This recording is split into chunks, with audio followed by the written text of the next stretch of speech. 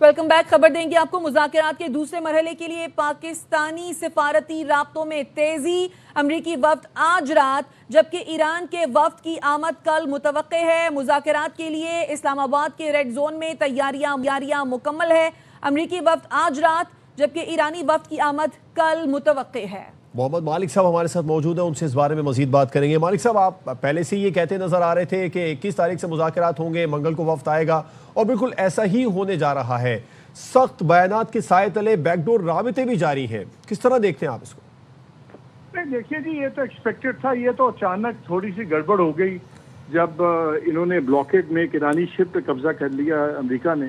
اس سے ان نیسیسریلی اس میں ذرا پوزیشن انہوں نے مشکل کھڑی کر دی ایران کے لیے، کیونکہ ایران کا بھی اس سے بڑا کلیئر سٹانس ہے. وہ بھی اپنے لوگوں کے سامنے جواب دہ ہیں. تو ہو سکتا ہے ابھی تک تو ایران نے بڑا صبر کا مظاہرہ کیا ہے، ریٹیلیٹ نہیں کیا، صرف سخت الفاظ استعمال کیے ہیں. لیکن یہ بھی ہو سکتا ہے کہ ہمیں نظر آئے کہ وہ شپ ریلیز کر دی جائے، اس سے بھی ڈیفیوز ہو جائے گی سچویشن.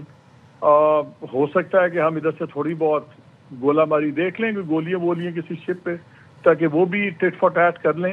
لیکن یہ انسیڈنٹس ہیں اسٹریٹجک، دیکھیں ٹیکٹیکل واقعات ہوتے ہیں جن سے اتار چڑھاؤ ہوتا ہے، لیکن دونوں کے پاس آپشن نہیں ہے مذاکرات نہ کرنے کا.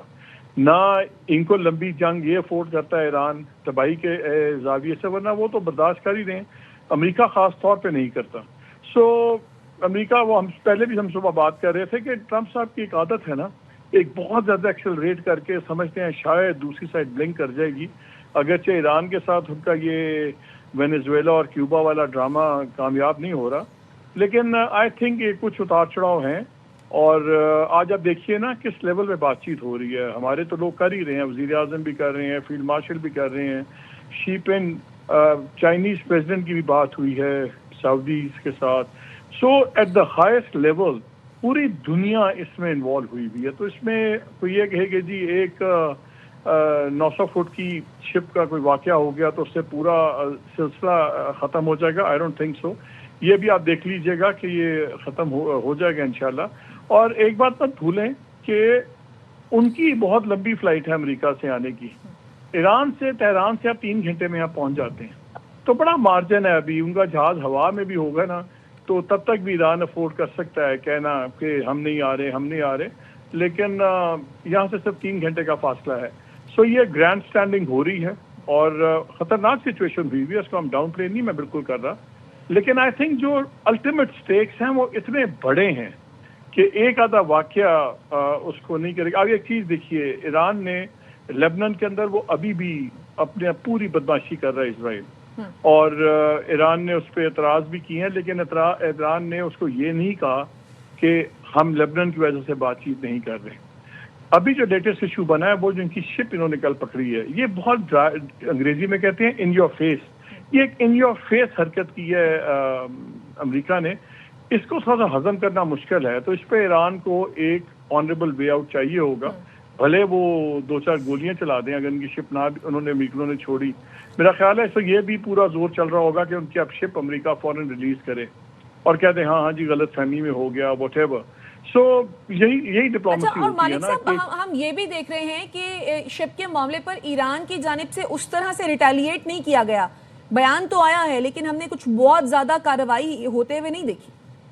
میں وہی کہہ رہا ہوں نا کہ دیکھیں ابھی تک الفاظ بہت سخت ہوئے ہیں، لیکن کوئی انہوں نے اس پہ ابھی تک ریئیکٹ فزیکلی نہیں کیا. اور ابھی جب آپ سن رہے تھے کچھ دیر پہلے ان کے اسپوکس پرسن بول رہے تھے، ہم نے اس کو ڈسکس بھی کیا تھا کہ ان کے 2 جملے بڑے امپورٹنٹ تھے.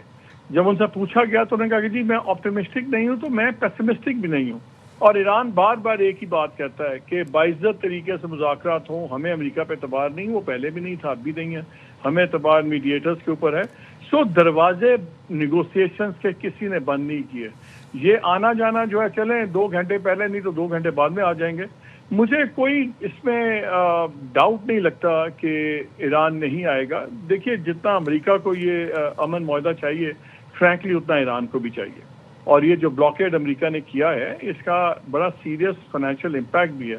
ڈونلڈ ٹرمپ نے بھی اپنی اسپیچ میں کہا تھا کہ میرا خیال ہے کہ اس سے ہمیں زیادہ ہم ایران پہ پریشر ڈال سکتے ہیں بجائے جو ہم نے اتنی تباہی کی. سب کو پتا ہے ایران کے لیے بھی یہ سیریس لائف لائن ہے، ان کے ریونیوز کی سب کچھ ہے، بیانات اپنی جگہ، لیکن زمینی حقائق بھی تو ایک چیز ہوتا ہے نا. پہلے خالی دنیا تنگ ہو رہی تھی، ایران کو آئل ایکسپورٹ ہو رہا تھا، ایران کی چیزیں چل رہی تھی، اب ایران بھی اسی لائن میں آ گیا جس میں باقی دنیا ہے. سو ہر ایک کا انسینٹو بڑھتا جا رہا ہے اس صلح کے لیے. سو ٹائمنگ تھوڑی بہت اوپر نیچے ہوگی، فرینکلی مجھے تو اس میں کوئی ڈاؤٹ نہیں ہے. بالکل آپ کو کوئی شک نہیں ہے. وسیم مدانی صاحب بالکل مائک صاحب کا پوائنٹ ہے، آپ سے اس بارے میں مزید بات کریں گے.